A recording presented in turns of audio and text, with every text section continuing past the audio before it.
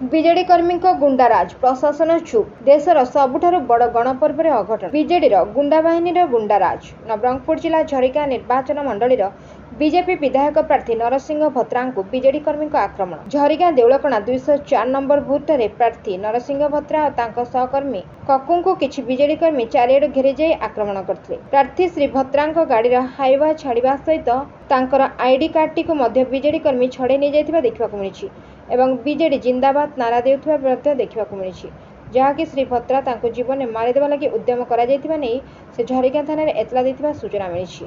ନିର୍ବାଚନକୁ ଶାନ୍ତି ଶୃଙ୍ଖଳା ସୁରୁଖୁରୁରେ ହେବା ପାଇଁ ପ୍ରଶାସନ ପକ୍ଷରୁ ବ୍ୟାପକ ବ୍ୟବସ୍ଥା କରାଯାଇଥିବା ବେଳେ କିଭଳି ଭାବେ ଏକ ବିଧାୟକ ପ୍ରାର୍ଥୀଙ୍କୁ ଆକ୍ରମଣ ହେଲା ତାହା ସାଧାରଣ ଜନତା ଗ୍ରହଣ କରିପାରୁନାହାନ୍ତି।